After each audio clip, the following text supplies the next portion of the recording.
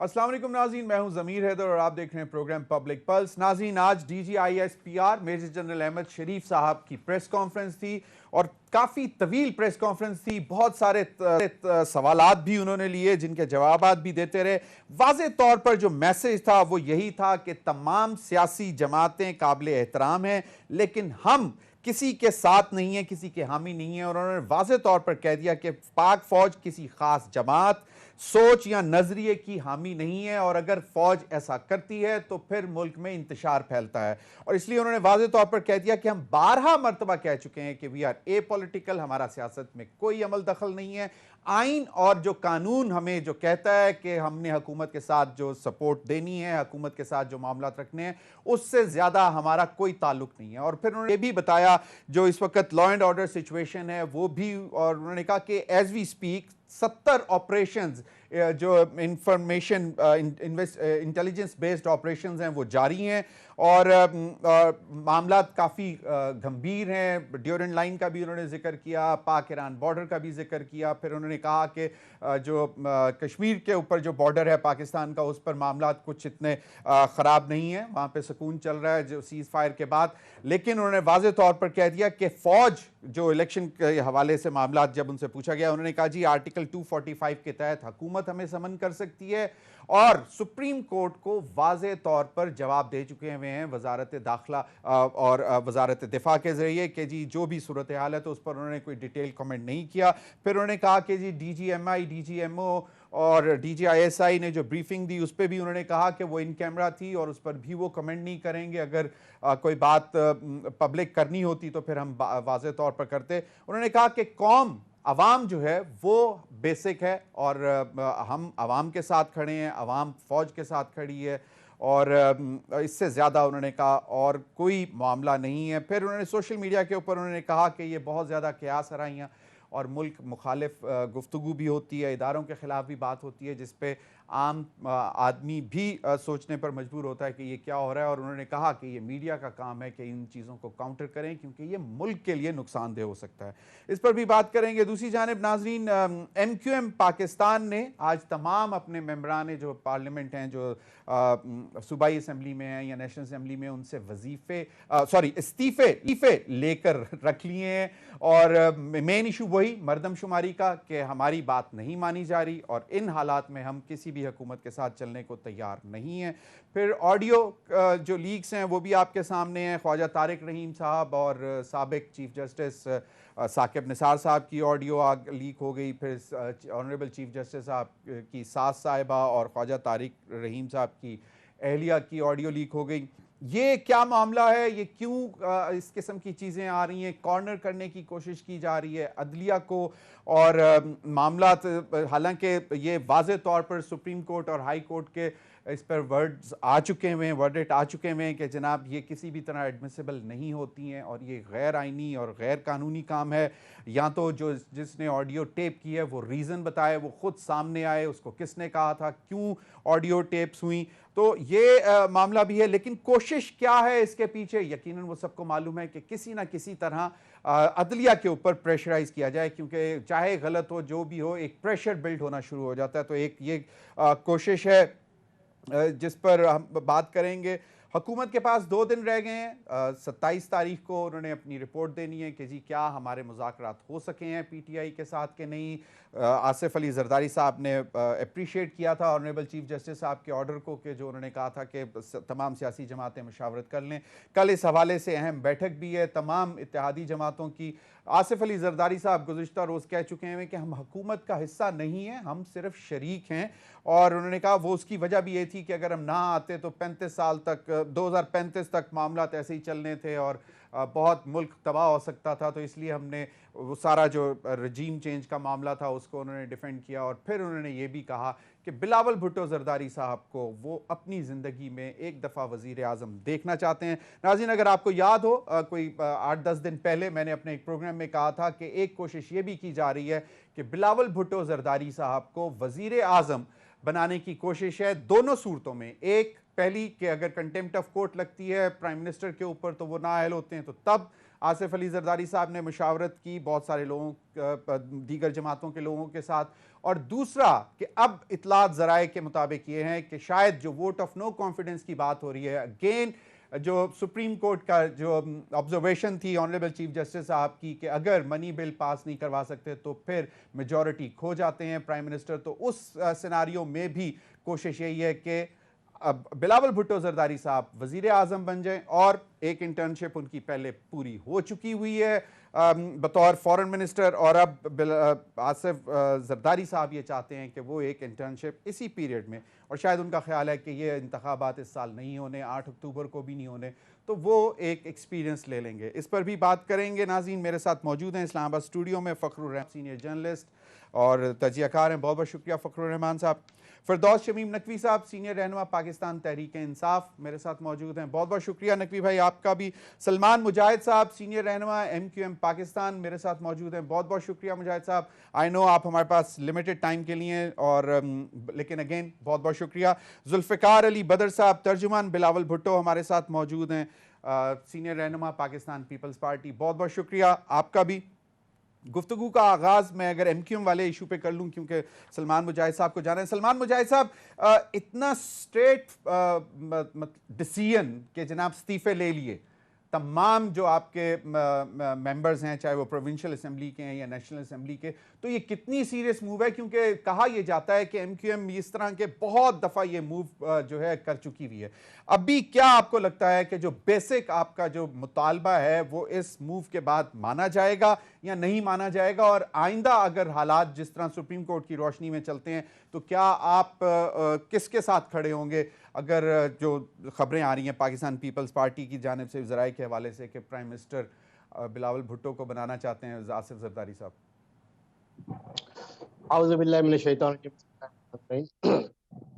बहुत शुक्रिया आपका और मेहमानान को, आपको और व्यूवर्स को अस्सलाम वालेकुम। देखें, बेसिकली ये it's not a political issue, ये एक ह्यूमैनिटेरियन इशू है और इंसानों को गिनने का अमल है। और आपने देखा होगा कि जब भी मर्दमशुमारी हुई है, चाहे वो 1971 में हो, चाहे वो 1981 में हो, चाहे 1998 में हो, चाहे वो 2017 में हो, तो जानबूझ के एक तरह से कराची की आबादी को और अर्बन पॉपुलेशन को एक लिमिटेड उसके अंदर रखा जाता है। हालांकि सबको पता है कि जो नादरा का जो रिकॉर्ड है, जो नादरा के अंडर में जो शनाख्ती कार्ड बन चुके हैं, अब वो तकरीबन जो है वो 2 करोड़ से ज़्यादा लोगों के शनाख्ती कार्ड इशू हो चुके हैं और 40 लाख बच्चों के बे फॉर्म या मास्टर कार्ड इशू हो चुके हैं राइट नाउ। 2017 की सेंसस में भी MQM पाकिस्तान ने जो है वो एतराज़ात किए थे और 5% का मुतालबा किया था कि दोबारा कराया जाए। उसके बाद MQM पाकिस्तान की कोशिशों से और पिछली जो PTI की गवर्नमेंट थी उसके साथ हम कोलिशन पार्टनर थे, असद उमर साहब की भी उसमें जो है वो बड़ी काविशें रही और डिजिटल सेंसस कराने का एक मुतालबा हमारा माना गया, जिसको काबीना ने अप्रूव किया, CEC ने अप्रूव किया और अब जाके इस गवर्नमेंट ने जाके इसको अमली जामा पहना है। और बेसिकली ये MQM पाकिस्तान का मुतालबा था कि दोबारा से मरदमशुमारी कराई जाए। अब जब हमने देखा कि मरदमशुमारी का अमल जब शुरू हुआ, इनुमरेशन का मामला शुरू हुआ, तो पहले आपने देखा कि उस तरह से रजिस्ट्रेशन नहीं हो सका। जब वो घराने गिन लिए गए, जब पॉपुलेशन को जब काउंट करने का अमल शुरू हुआ, उसके बाद हमने देखा कि शहर कराची में, हैदराबाद में, सिंध के दीगर इलाकों में भी उस तरह से पॉपुलेशन को नहीं गिना गया, स्पेसिफिकली कराची और हैदराबाद में जिस तरह से गिना जाए। अब शहर कराची में 30,000 हाई राइजेस बिल्डिंग है जिनको नहीं गिनाया गया। अगर गिना भी गया तो एक घर में जाके एक फर्द को गिना गया, यानी कि मिसाल के तौर पे 5 लोग रहते हैं वहां पे, तो एक को गिनाया गया, बाकी को नहीं गिनाया गया और सिर्फ फर्स्ट और सेकंड फ्लोर को कर लिया गया, बाकी के फ्लोर्स को छोड़ दिया गया। इसी तरह से अगर मैं बताऊं, जो घरानों की एक तादाद जो रखी गई थी वो रखी गई थी 250। आपने लाड़काना में, दीगर शहरों में जाके जो 250 रखी और कराची में जो आपने घरानों की तादाद रखी वो 187 रखी। इट मीन्स के अंदरून सिंध में, लाड़काना के या दीगर शहरों में, जो इलाकों में, देही इलाकों में पॉपुलेशन बढ़ रही है और कराची में पॉपुलेशन घट रही है। और हालांकि यहाँ पे जो अर्बनाइजेशन में, एक minute let me complete, urbanisation का जो अमल है, जो फॉर्मूला है, वो कराची में सबसे ज्यादा है। पूरे पाकिस्तान से लोग यहाँ पर आ रहे हैं अपने रोजगार के लिए और तकरीबन कराची की आबादी 3 करोड़ से 4 करोड़ के दरमियान आ गई है। इसको मामले को लेते हुए हमने जो है प्राइम मिनिस्टर पाकिस्तान के सामने एहतजाज किया, 3 दफा मुलाकात की, 7 दफा वफाकी वकील जो है एहसन इकबाल साहब, उनसे मुलाकात की। फिर ब्यूरो ऑफ स्टैटिस्टिक्स की टीमें यहाँ पर आई और उन्होंने खुद आके इस्लामाबाद से टीमों ने आके मॉनिटर किया। उन्होंने खुद फाइंड आउट किया, डिस्कवर किया कि वाकई में यहाँ पे इरेगुलरिटीज हो रही हैं और उस तरह से काम नहीं किया जा रहा जिस तरह किया जाना चाहिए। इस तरह से हम कहेंगे कि PM ने भी हमें रिस्पॉन्स किया, वजीर साहब ने भी रिस्पॉन्स किया, ब्यूरो ऑफ स्टैटिस्टिक्स भी। और आपने देखा कि 3 से 4 दफा 5-5 दिन की तोसी हुई और आज फिर तोसी हो गई। लेकिन एमक्यूएम पाकिस्तान की राब्ता कमेटी अब भी मुतमईन नहीं है कि शहर कराची की आबादी को उस तरह से नहीं गिना गया। यानी एमक्यूएम के एहतजाज से पहले सिर्फ सिंध के 98% मेजर अर्बन आपने जो सेंटर्स काम में खत्म किया, सलमान मुजाहिद साहब, एक एक सलमान करोड़ मुजाहिद एक साहब एक एक मिनट एक मिनट जी, 1 करोड़ 43 लाख पे आपने आबादी को रोक दिया। अब अल्लाह अल्लाह करके जाके आपने 6-7 दिनों में 15 दिनों में 30 लाख की आबादी को बढ़ा दिया है। तो वाकई में अगर आप सही मानों में जेन्युइनली इसको काउंट कर लें तो शहर कराची की आबादी सही काउंट हो जाएगी। लेकिन देखिए उसके ऊपर सलमान मुजाहिद साहब, एनएच आ रहे मेरा सवाल बेसिकली ये था कि आपको ये जो आपने मूव किया है, तमाम इस्तीफे ले लिए तमाम मेंबरान से, आप लोग कितने सीरियस हैं? क्योंकि आपको लगता है कि ये शायद इतना आसान नहीं होगा इन हालात में आपके इस डिमांड को पूरा करना। तो क्या आप बाकायदा सीरियस हैं? क्योंकि जो तासुर आता है कि एमक्यूएम बिल्कुल एक बड़ा सख्त मौकफ लेती है और उसके बाद पीछे हट जाती है। देखिए एमक्यूएम जब भी मौकफ लेती है वो सिंध के शहरी इलाकों के लिए, सिंध की पॉपुलेशन के लिए और ऑल ओवर द सिंध के लिए। आज राब्ता कमेटी का इजलास हुआ जिसमें हमारे पार्लियामेंटेरियन, सेनेटर्स, एमएनएस, एमपीएस शरीक थे। उन्होंने खुद कन्वीनर एमक्यूएम पाकिस्तान को कहा कि हम अपने रेजिग्नेशन आपको देते हैं। हम अगर यही मामला चलते रहे तो फिर हमारा असेंबलियों में रहने का कोई फायदा नहीं है, हुकूमत को सपोर्ट करने का कोई फायदा नहीं है। उन्होंने अपनी रेजिग्नेशन जो है अपने हाथों से लिख के नहीं तो अगर कन्वीनर ये एमक्यूएम इसी मर्दमशुमारी और इसी सेंसस पे इंतखाबात होते हैं तो आप लोग क्या उसका हिस्सा रहेंगे या उससे भी बाइकआउट करेंगे? क्योंकि मेन इशू तो नहीं। इलेक्शंस आते हैं ना फिर। जमीर साहब वो बात की बात है, until and unless each and every person of Karachi and Hyderabad and urban is cities of counted. Sindh what say is ठीक, counted, जब मैं तक चाहूंगा कि बात आपकी मौजूदगी में मैं फिरदौस शमीम आगे नकवी साहब बढ़ाते से रहिए। और हमारा मैं हमारा एक मुतालबा है, कि कराची और हैदराबाद में और या सिंध के दीगर इलाकों में सेंसस को जब तक जारी रखा जाए, जब तक एक एक शख्स, एक एक बच्चे, एक एक औरत, एक एक बुजुर्ग को गिन ना लिया जाए। सही सही सही। फिरदौस शमीम नकवी साहब, आपके भी इत्तेहादी रहे हैं और आप लोगों ने भी बहुत कोशिश की इनको साथ रखने की। उस वक्त भी मर्दमशुमारी के इश्यूज आते रहे, सेंसस के इश्यूज आते रहे और आज भी वही इशू है। आपको क्या लगता है कि ये तो एक तरह से आपको भी सपोर्ट मिलती है कि अगर एमक्यूएम वॉकआउट कर जाती है सेंटर से और प्रोविंस से तो फिर तो मामला ख़त्म हो जाते हैं, हुकूमत ख़त्म होती है तो फिर यकीनन आपको तो इंतखाबात मिल जाते हैं पूरे 1 रोज में। आपको क्या लगता है ऐसा होगा? देखिए, सेंसस का मामला और कौमी सियासत दोनों में फर्क है। सेंसस में हमारा पूरा इस बात पे हम कहते हैं कि गिनती पूरी और सही गिनती, अलबत्ता हमारा बुनियादी इख्तिलाफ सही गिनती की तादाद से फैसला होगा या तरीक़ेकार से फैसला होगा। मैं कहता हूँ तरीक़ेकार को ऐसा ट्रांसपेरेंट होना चाहिए कि इस मामले में कोई शक ना रहे कि गिनती सही हुई है। उसका तरीका वाज़ेह, आप इस डेटा को जिस तरह आप वोटर का चेक कर सकता है अपना 800 पे, इसी किस्म का फोटो बना दीजिए और 6 महीने के लिए छोड़ दीजिए कि 6 महीने तक जो आदमी समझता है उसकी गिनती नहीं हुई, वो अपनी गिनती करवा ले। सही। इसके अंदर भी मसला रहता है। मसला किसका रहता है? उन लोगों का मसला रहता है जिनके पास एनआईसी, जो चाहते ही नहीं है कि वो गिनवाए जाए। कि अगर वो गिनती में आएंगे तो उन्हें अपना पता देना पड़ेगा, डिस्क्लोजर करना पड़ेगा। और अभी जो मरात भी, उनको डर है कि उनको एलियन डिक्लेयर करके पाकिस्तान से बाहर ना कर दें। तो आपको वो शादी आपने नहीं की एलियंस के लिए असेंबली में बैठे हुए, तो लोग क्यों अपनी गिनती पूरी करवाएंगे? तो मसाइल बेतहाशा है जिनको एड्रेस नहीं किया, जिसकी वजह से हर सेंसस कंट्रोवर्शियल हो। नकवी भाई, मुझे याद पड़ता है कि एमक्यूएम आपके दौर में भी इस किस्म के डिसीजंस लेती थी, बड़े बिल्कुल कि जी बस वी आर वॉकिंग आउट और हम आपसे अलहदा हो रहे हैं। और फिर लेकिन टाइम निकल गया, फिर रजीम चेंज पे जो हुआ वो तो ठीक है, लेकिन उससे पहले भी कोई 3.25 साल गाहे बगाए हमें ये आवाज़ सुनने को मिलती रही एमक्यूएम की तरफ से कि जी हम निकल रहे हैं, हमारे मुतालबात नहीं पूरे हो रहे, फिर वजारतों से अलहदा हो जाएंगे और ये चलता रहा। अब आपको क्या लगता है कि क्या पाकिस्तान पीपल्स पार्टी या हुकूमत इनके मुतालबात इस दफ़ा सीरियसली लेगी, मान जाएगी, या पीपल्स पार्टी को अपना ग्राउंड लूज जो है वो होता हुआ नजर आता है अगर एमक्यूएम के बिल्कुल मनोहन जो मुतालबात हैं पूरे करते हैं?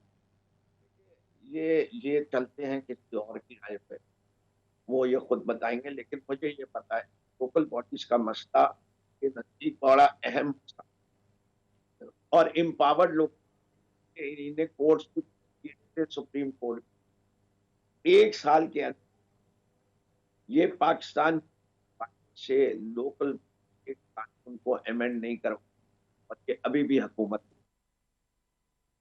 और ये मराद हासिल कर रहे हैं। इनके लोग फायदा उठाने के आदी हैं, ये हुकूमत के बाहर रहने के आदी नहीं है।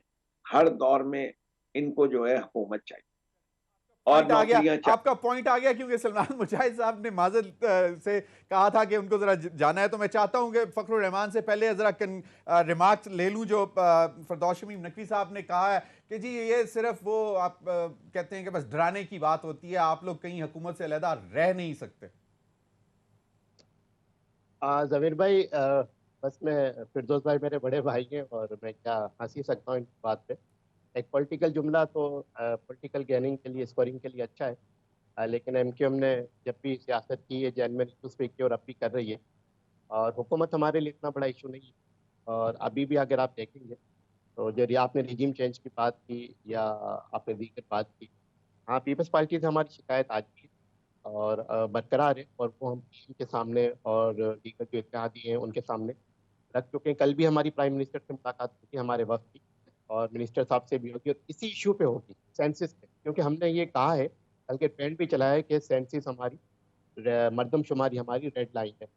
बाकी पॉलिटिकल गुफ्तगू, पॉलिटिकल मामला चलते रहेंगे, लेकिन अभी जो हमारे लिए जो इमीडिएट जो टास्क है वो है कराची और हैदराबाद के सिंध के शहरी इलाकों के लोगों को सही गिनवा लेना। क्योंकि माजी में कराची के लोगों को क्यों सही नहीं गिना गया, इसलिए नहीं सही गिना गया। अगर कराची की पॉपुलेशन को सही गिन लिया गया तो यहाँ पे सीटें भी बढ़ेंगी, MNA MPS की हल्के बढ़ेंगे, और ये पीपल्स पार्टी को सबसे ज्यादा डर है कि अगर यहाँ के कराची की आबादी बढ़ गई, हल्के बढ़ गए, तो आने वाले वक्त में जो वजीर आला सिंध होगा वो कहीं उर्दू स्पीकिंग ना हो जाए, कहीं कराची का रहने वाला ना। हम कहते हैं कराची में सारी कौमियतें हैं, सारी आबादी, हम कह रहे हैं सबको गिने। सही। और जो अभी फिर उठाया कि जो जिनके पास शनाख्ती कार्ड नहीं है उनको तो नहीं गिना जा सकता ना, वो तो एलियन है। इसके लिए तो एक ही फॉर्मूला है आईने पाकिस्तान में, कानून पाकिस्तान में, उनको उठा के बॉर्डर से बाहर फेंकें। जिस कंट्री से जो एक यूनिवर्सल लॉ है, चले उनको आप क्यों गिन रहे हैं? वो फरदौस हम शमीम नकवी साहब ने भी उस इशू को हाईलाइट किया, एलियंस वाला, बट स्टिल मतलब हम तो जब से होश संभाला है हम ये एलियंस वाला इशू सुनते ही आ रहे हैं, इसको एड्रेस करने में कोई कामयाब नहीं हो सका। उसकी पॉलिटिकल रीजंस भी हैं और भी बहुत सारी रीजंस हो सकती हैं। मैं चाहूंगा कि ब्रेक से पहले एक क्विक कमेंट ले लूं फखरुर रहमान से, और फिर अगर ब्रेक के बाद आपके पास थोड़ा सा टाइम है तो फिर मैं जरा कोई और पॉलिटिकल गुफ्तगू भी आपसे सलमान मुजाहिद साहब करने की कोशिश करूंगा। तो फखरुर रहमान साहब, बड़ी सीरियस मूव्स हो रही हैं फेडरल लेवल पे। जरदारी साहब की स्टेटमेंट के जनाब हम हुकूमत का हिस्सा नहीं है, हम सिर्फ साथ हैं, और फिर बिलावल साहब को प्राइम मिनिस्टर देखना चाहते हैं, और कोशिश ये है कि शायद इसी टाइम में देख लें, क्योंकि ज़राए के हवाले से ये भी चीज़ चल रही है कि vote of no confidence again, जो सुप्रीम कोर्ट की तरफ से जो आया था, रिमार्क्स आए थे ऑनरेबल चीफ जस्टिस के। तो आपको क्या लगता है कि ये MQM का इस वक्त इतना सख्त डिसीजन ले लेना, इट्स ऑल एक ही चीज़ के साथ जुड़ा है, या बिल्कुल टोटली बस सेंसस इज द इशू? बहुत शुक्रिया ज़मीर साहब। पहली बात तो ये कि बज़ाहिर ये सारा जो मामला है, क्योंकि MQM भी PDM का हिस्सा है, पीपल्स पार्टी भी PDM का हिस्सा है, और जिस तरह से ये मिलकर के पीपल्स पार्टी PDM का हिस्सा नहीं है, PDM का अलाइड है। मेरा मतलब यही है, कोalition हाँ, पार्टनर है उनके, ठीक है। और अब जिस तरह से ये सारा मूव बन रहा है, एक तरफ सुप्रीम कोर्ट में मामला चल रहे हैं, एक तरफ ये बन रहे हैं, ये सारा कुछ जो है ये एक कॉस्मेटिक चीज़ें जो हैं वो क्रिएट की जा रही हैं ताकि इलेक्शंस का किसी तरह से बॉयकॉट का माहौल बनाया जाए। आपने देखा है कि पंजाब के इलेक्शन के हवाले से खबरें आई कि जनाब नून लीग जो है वहाँ पे बॉयकॉट का लिए टिकट नहीं दे रही है किसी को। MQM का ये जो इस्तीफ़ों का मामला, ये बज़ाहिर अपनी जो लीडरशिप है, खालिद मकबूल साहब, आप देखें इनका ये पैटर्न रहा है कि जो लीडरशिप है वो पीछे रहती है, और बाकी जो नीचे सेकंड टियर के लोग हैं वो प्रेस कॉन्फ्रेंस करते हैं, वो आके हार्ड स्टेटमेंट्स देते हैं। ये जो इस्तीफ़े हैं ये सिर्फ लीडरशिप पर है, और क्योंकि अभी मामला आ रहा है, कल दोबारा डिस्कस करने जा रहे हैं। जहाँ तक आसिफ अली जरदारी साहब का बयान का ताल्लुक है, तो वो शहबाज शरीफ साहब को ये पैगाम दे रहे हैं कि अगर आप नहीं संभाल सकते तो हम संभालने के लिए तैयार हैं, आए उसको। लेकिन वो भी उस सूरत हाल में करना चाहेंगे कि इंतखाबात जो हैं उनको भी इस साल ना जी मतलब ये होते सारा मूव जो है पसे बिल- पर्दा, ये वो ताने बाने जो है ना, डोरियां जो हिलाई जा रही हैं, ये उसी चक्कर का चलें हिस्सा है। इस पर मजीद भी बात करेंगे। नाज़रीन एक ब्रेक का हमारे साथ रहिए।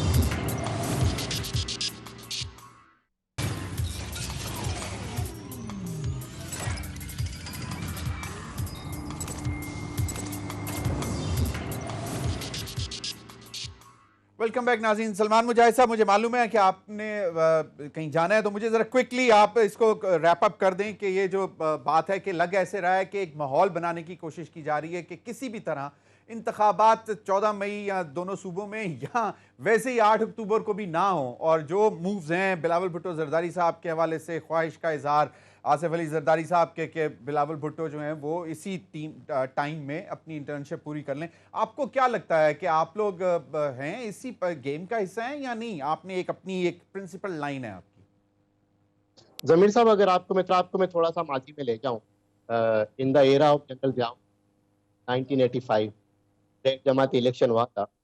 उसमें 3 दिनों में 2 इलेक्शन हुए। एक दिन कौमी असम्बली का हुआ था, उसके 2 दिन के बाद फिर सूबाई असम्बली का हुआ था। यही पैटर्न शायद 1988 में भी दोहराया गया था और 1990 में भी शायद यही था। लेकिन उसके बाद जो है चेंजेस आए और ये पार्लियामान के लोगों ने ये समझा कि नहीं, इलेक्शन एक ही दिन होना चाहिए। और मुझे याद है कि 1993 का इलेक्शन आखिरी इलेक्शन था, जो कौमी असम्बली का अलग बात था, सूबाई का अलग बात था। उस पर 1997 में जो सदर फारूक लगारी साहब ने जो इलेक्शन कराया था, वो सेम डे कराया था, कौमी असम्बली को सूबाई असम्बली का एक ही दिन। जब से ये पैटर्न चलता आ रहा है, एक प्रैक्टिस बन गया है, एक प्रेसिडेंट सेट हो गया है। जिस तरह से यूके में रिटर्न कॉन्स्टिट्यूशन नहीं है यूनाइटेड किंगडम बिल्कुल का, लेकिन वो प्रेसिडेंट पे सारे मामला चलते हैं। ठीक। पाकिस्तान में भी जो प्रेसिडेंट पे मामला चलते, इसी तरह सुप्रीम कोर्ट में, हाई कोर्ट में भी प्रेसिडेंट जो केसेस बन जाते हैं उसके ऊपर मामला चलते हैं, फैसले आते हैं। तो हम समझते हैं कि जब एक सिस्टम चल रहा है, सिस्टम को चलना चाहिए। और अभी एक जिद है, जैसे कल इमरान खान साहब ने ये कहा कि जी जनरल बाजवा के कहने पे मैंने दोनों असेंबलियां तोड़ दी। इट मीन्स कि जो उस सूबाई असेंबली के अराकीन वो की जो बिल्कुल विलियन उस पर भी बात करेंगे, but I know you have to go. बहुत बहुत शुक्रिया सलमान मुजाहिद साहब। मैं चाहूंगा जो हमें दोबारा ज्वाइन करें किसी दिन, और फिर जो है आपकी खास तौर पे इतना अहम फैसला एमक्यूएम ने ले लिया हुआ है कि इस्तीफे रख ले लिए हैं तमाम जो आपके पार्लियामेंटेरियंस हैं, चाहे वो प्रोविंशियल असेंबली में हो चाहे नेशनल असेंबली में, या शायद सेनेटर्स ने भी आपने बताया कि दे दिए हैं अपने इस्तीफे वॉलंटरीली। लेकिन इस पर यकीनन अहम इशू है और एक बड़ी जमात है पीडीएम की जो इस वक्त, उस पर आने वाले दिनों में बात होगा। हमें ब्रेक में ज्वाइन किया जुल्फ़िकार अली बदर, तर्जुमान बिलावल भुट्टो जरदारी साहब। बहुत बहुत शुक्रिया जुल्फ़िकार अली साहब आपके वक्त का। मैं चाहूँगा ज़रा थोड़ा सा DGISPR की प्रेस कॉन्फ्रेंस की तरफ चलें। उन्होंने वाज़े तौर पर कह दिया है कि हम किसी सियासी जमात या किसी नज़रिए या किसी ख़ास सोच के साथ नहीं हैं। हम अगर ये ऐसा करते हैं तो इंतशार होगा। हमारे लिए तमाम सियासी जमातें काबिल एहतराम हैं। फरदौस शमीम नकवी साहब, आपको उन्होंने जो बता दिया इलेक्शन के हवाले से भी जो फ़ौज की ज़रूरत है, उन्होंने कहा कि हम मौक़िफ़ बता चुके हुए हैं, सुप्रीम कोर्ट में भी दे चुके हुए हैं, आर्टिकल 245 के तहत बुलाया जा सकता है, एक आर्टिकल 190 भी है। तो आपको क्या लगता है कि क्या सुप्रीम कोर्ट वो एक्सरसाइज करेगा जिसके तहत वाज़े तौर पर कहा गया है कि all executive and judicial authorities throughout Pakistan shall act in aid of the Supreme Court? जी फरदौस शमीम नकवी साहब। There are many solutions. पहली चीज है, आपका आइन कहता है 90 दिन में इलेक्शन होने चाहिए। ये नहीं कहता कि 90 दिन के अंदर 91 दिन पे कंप्लीट हो जाए। सिक्योरिटी फोर्सेस कम है, आप 1 लाख फोर्स के साथ पंजाब का जिला बाय जिला करते रहे। हिंदुस्तान में सूबा बाय सूबा होता है फेडरल इलेक्शन, 1 महीने बाद रिजल्ट अनाउंस होते हैं। पहले माजी में बता दें कि माजी में किस तरह फौज आती रही है और क्या माजी में ये हालात नहीं रहे सिक्योरिटी के। इससे कि मुआवजा किया जाता है ना कि माजी में जब इलेक्शन हुए तो उस जमाने में सिक्योरिटी के हालात कैसे थे। उस जमाने में पीपल्स पार्टी PMLN कह रही थी हमें टारगेट किया जा रहा है, हमारी सिक्योरिटी कंसर्न है, हम जलसे नहीं कर सक रहे। लेकिन उस वक्त तो सिक्योरिटी फोर्सेस पूरी हो गई थी। अगर सिर्फ पंजाब के अंदर 4,83,000 चाहिए according to the election commission letter to the supreme court, और इस वक्त उनके पास अवेलेबल फोर्सेस सिर्फ 86,000 है, तो बता दें 2018 में कहां कहां से फोर्सेज आई थी और अब वो क्यों नहीं दे सक रहे? और पंजाब की सिक्योरिटी सिचुएशन में क्या खराबी है? क्या फिरदौस शमीम नकवी साहब, अब मामला जो है वो 27 तारीख तक का टाइम भी दिया हुआ है। एक मिनट बात को कम जी बात सारी है कि अगर ये बयानिया एक्सेप्ट कर लिया जाए कि ये सिक्योरिटी फोर्सेस डिक्टेट करेंगी कि इलेक्शन कब होगा, तो आइन में लिख देना चाहिए। दूसरी चीज, सलमान साहब ने कह दिया president's bullshit, sorry to use that word. अगर कल आज इलेक्शन हो और पंजाब के अंदर जनरल इलेक्शन हो गया, पंजाब के अंदर एक अनस्टेबल गवर्नमेंट बनी, मैं सब मखलूत हुकूमत बनने की कोशिश की, वो कामयाब नहीं हुई, उन्हीं ने रिजाइन कर दिया, तो फिर क्या होगा? 5 साल तक वहां क्या केयरटेकर सेटअप रहेगा? 2018 के में जब आपने जब 18वीं तरमीम की थी, आपको तकरीबन 45 साल हो गए थे आइन। अगर प्रेसिडेंस एग्जिस्ट करता था तो उस 18वीं तरमीम में ये क्यों नहीं तरमीम की? और अभी भी लैंग्वेज क्यों नहीं दे रही है पार्टीज कि अगर इन फ्यूचर चाहते हैं कि माय पॉइंट फिरदौस भाई कि ये है कि 27 तारीख तक अगर मामलात जो है वो संभाले नहीं जाते तो क्या आर्टिकल 245 जो कि केयर टेकर सेटअप का, फखरुर रहमान से बात हुई थी प्रोग्राम से पहले कि वो केयर टेकर सेटअप बुलाती है आर्टिकल 245 के तहत इलेक्शंस के लिए, और वरना अगर वो नहीं बुलाती तो क्या 190 के तहत सुप्रीम कोर्ट बुलाएगा? और 27 तक मामला अगर सेटल नहीं होते तो आपको क्या लगता है मामला कैसे चलेंगे? क्विकली, क्योंकि मैंने जाना है फिर जुल्फिकार की तरफ। Pakistan is heading toward narco, और यहां तमाम इंस्टीट्यूशन एक दूसरे के तसादुम में आ गए, कोई किसी की बात मानने को तैयार नहीं क्योंकि वो बिल्कुल इमरान खान साहब ने भी बोला है कि बेसिकली एक नहीं मानेंगे, 14 के आगे भी जाएंगे। मैं चाहूंगा कि जुल्फिकार अली बदर से थोड़ा सा जुल्फिकार अली बदर साहब, एक तो ये कि आप तर्जुमान हैं बिलावल भुट्टो जरदारी साहब के, और आसिफ जरदारी साहब ने ख्वाहिश का इजहार किया है कि वो अपनी जिंदगी में बिलावल भुट्टो जरदारी साहब को वजीर आजम बना देखना चाहते हैं। हमारी इतलात ये थी, मैंने 10-15 दिन पहले एक प्रोग्राम में बताया था ज़राए के हवाले से कि आसिफ अली जरदारी साहब ने कोशिश की है तमाम सियासी जमातों के लीडर से इस बात पर मनवाने की कि आप बिलावल भुट्टो को प्राइम मिनिस्टर बनाया जाए, इन केस अगर प्राइम मिनिस्टर शहबाज शरीफ साहब जो हैं वो नाअहल होते हैं कंटेम्प्ट ऑफ कोर्ट के सिलसिले में, या अब जो एक मूव जो कहा जा रहा है ज़राए के हवाले से पता चल रहा है कि vote of no confidence, again in the light of the remark of the supreme court के जनाब मनी बिल पास नहीं करा सके तो कोई जवाब नहीं है आपके पास। आपको क्या लगता है कि क्या जो अभी इस वक्त सूरत हाल है मुज़ाकरात की, जिसको आसिफ अली जरदारी साहब ने वेलकम किया, उसमें कोई पेशरफ्त होगी? क्योंकि सिर्फ एक दिन बीच में बचा है।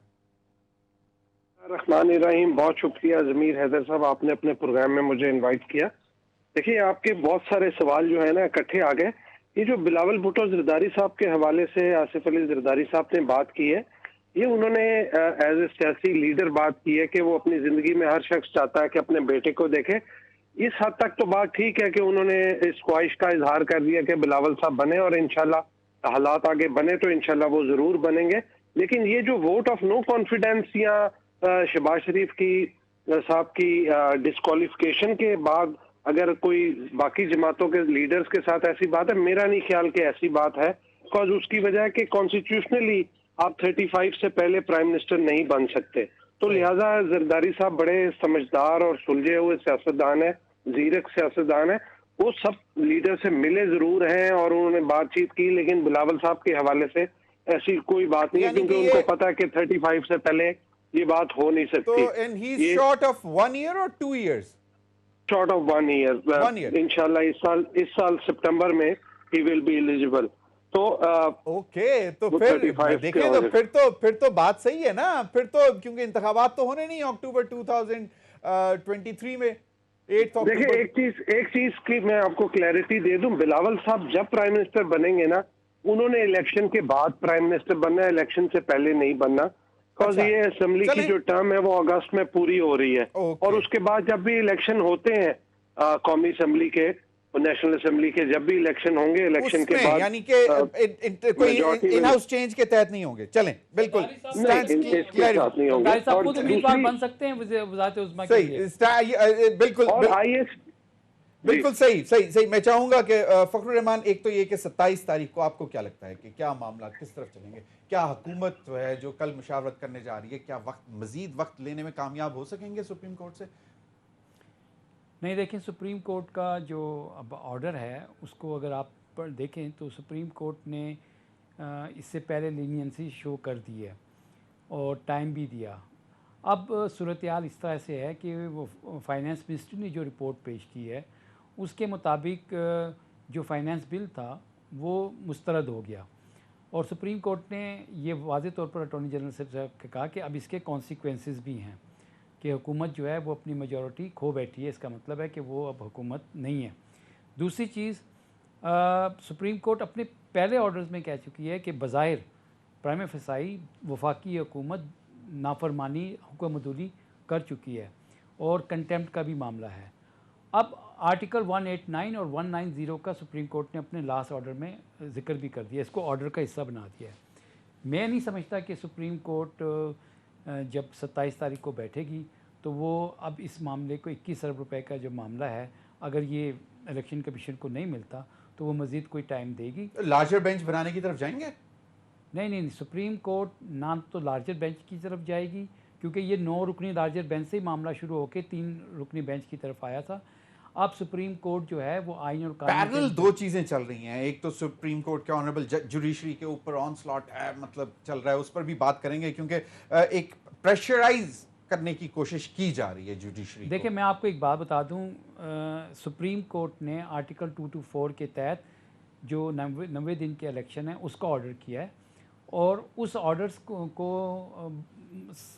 फोकस रखने की बजाय पॉलिटिकल जो एलिमेंट्स हैं वो मामले को किसी और तरफ ले जाने की कोशिश करी है। कभी वो ऑडियो लीक्स के तरफ ले जाने की कोशिश करते हैं, कभी वो कहते हैं कि शायद कोई कंटेम्प्ट की कार्रवाई शुरू हो जाए।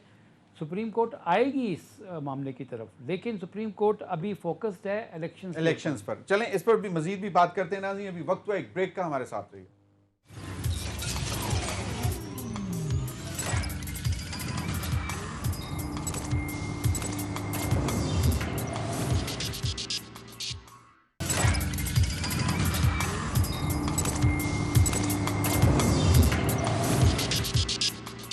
Welcome back. फिरदौस शमीम नकवी साहब, क्विकली 27 अप्रैल आपको क्या लगता है कि हुकूमत मजीद वक्त मांगेगी और सुप्रीम कोर्ट हम अभी नहीं बता सकते कि क्या करेगी, लेकिन अब चीज़ें बड़ी गंभीर होती जा रही हैं। इमरान खान साहब ने भी कह दिया है कि हम तो 14 मई से आगे नहीं जाएंगे क्योंकि इन्होंने तो वक्त लेना ही लेना है, मांगना ही मांगना है और ये भाग रहे हैं। आपको क्या लगता है कि मामला किस तरफ बढ़ेंगे? 27 मई को पैसे रिलीज हो जाएंगे और 14 मई से पहले पहले ये सेटलमेंट पे आएंगे और उसके बाद 30 जुलाई से लेकर 14 अगस्त की तारीख में पूरे मुल्क में इंतखाबात होंगे। एक मिनट, मतलब पूरे मुल्क में इंतखाबात नहीं? एक मिनट फिरदौस भाई, क्विकली जरा 30 सेकंड में ये जरा दोबारा कंक्लूड करें कि 27 अप्रैल को पैसे रिलीज हो जाएंगे, फौज जो है वो आर्टिकल 190 के तहत बुलाई जाएगी सुप्रीम कोर्ट और उसके बाद फिर हुकूमत को नजर आएगा कि कुछ नहीं हो रहा तो फिर सारी असेंबलियां तहलील कर दें और फिर जुलाई और अगस्त के 14 मई ये 18 दिन में नेगोशिएशन इंटेंस करने की कोशिश कर रहे हैं। तो फर्स्ट हू विंग्स वाली बात है और ये इवेंचुअली कंसीड कर देंगे because they can not afford to see Punjab loss to PTI. Okay. और उसके बाद ये जनरल इलेक्शन नहीं करवाने के, या तो जनरल इलेक्शन नहीं होगा, पाकिस्तान में ऐसी हुकूमत आएगी कि जो सेंसस के बहाने से, डीलिमिटेशन के बहाने से अगले 2-2.5 साल तक हुकूमत करती रहेगी। एग्जैक्टली यही हमारे जराए के हवाले से मुख्तलिफ जो इस्लामाबाद के पावर कॉरिडोर्स में बातें भी हो रही हैं। जुल्फिकार अली बदर साहब, people's party is a strong advocate of supremacy of constitution of Pakistan. Dialogue के लिए भी उन्होंने वेलकम किया कि नहीं चलो एक ही दिन इंतखाबात करवाने की बात करते हैं। आपको क्या लगता है कि अगर अल्टीमेटली सख्त डिसीजंस आ जाते हैं तो पीपल्स पार्टी तो मानेगी कि हाँ ठीक है, लेट्स गो फॉर इलेक्शंस? देखिए, पीपल्स पार्टी तो सुपरमेसी ऑफ कॉन्स्टिट्यूशन एंड अदालतों का एहतराम करती है और पीपल्स पार्टी इस चीज पे बिलीव करती है कि कोई भी ऐसा इकदाम नहीं होना चाहिए जिससे इदारों में और मुल्क के अंदर तनाव की सूरत हाल हो। पोलराइजेशन को कम करना है, इसीलिए बिलावल भुट्टो जरदारी साहब और आसिफ अली जरदारी साहब ये कोशिश कर रहे हैं और ख्वाह हैं कि आपस में तमाम जो स्टेक होल्डर्स, पॉलिटिकल फोर्सेस बैठ के गुफ्तगू मुकालमे के जरिए मामलात को हल कर लें।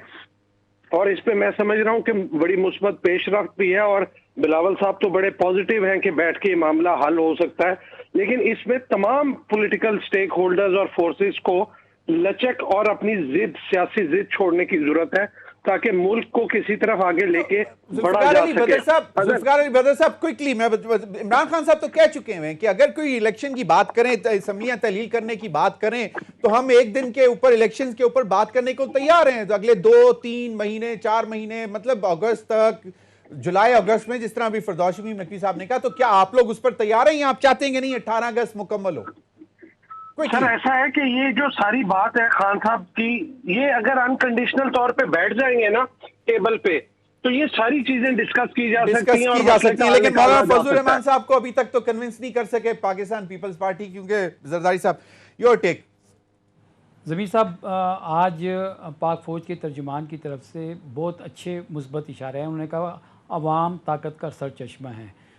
फ़ौज जो है वो जुज़ है, कुल नहीं है, कुल अवाम है, और फ़ौज जो है वो अवाम की प्रोटेक्शन के लिए है। ठीक है, इलेक्शंस के लिए अगर फ़ौज की डिप्लॉयमेंट की या जो भी सिक्योरिटी की ज़रूरत पड़ेगी वो कंप्लाई करेंगे। और ये मैं आपको बता दूं कि पूरा इलेक्शन एक दिन होने जा रहा है और उसके ऊपर तमाम फ्री कैंट को एग्रीमेंट करना पड़ेगा। और जो फिरदौस शमीम साहब ने बोला है उन्हीं दिनों में होने जा रहा है। मैं आपको ये बता रहा हूँ कि अगले चंद दिनों के अंदर आपको बहुत सारे मामला बड़े सेंसेशनल किस्म के नजर आएंगे, जिसमें जो नून लीग जो है वो सुप्रीम कोर्ट के ऊपर की तलवार लटक रही है प्राइम मिनिस्टर के ऊपर। वो कंटेम्प्ट से ज्यादा जाने की कोशिश करेंगे। वो चीफ जस्टिस साहब को, जिस तरह इफ्तिखार चौधरी साहब को माजूल किया गया था, उस तरह का भी एक अटेम्प्ट कर सकते हैं। ये आप रूल्ड आउट मत करें। फिर तो इंतखाबात क्या, फिर तो मामला, जिस तरह फिरदौस शमीम नकवी साहब ने कहा कि मामला फिर बहुत ही गंभीर हो जाएंगे, फिर गेम किसी के हाथ में नहीं रहेगी। यस और नो? गेम नून लीग के हाथ से पहले ही निकल चुकी है। मैं आपको बता रहा हूँ, इलेक्शन, तो peoples party is still a player. जी, इलेक्शंस होंगे, ये आप मेरी बात लिख लें। सुप्रीम कोर्ट अपने फैसलों पर अमल दरामद कराएगी। बहुत बहुत शुक्रिया फिरदौस शमीम नकवी साहब, जुल्फिकार बदर, फखरुर रहमान। नाज़रीन, अब तक के लिए इतना ही, इजाजत दीजिए। अल्लाह हाफिज।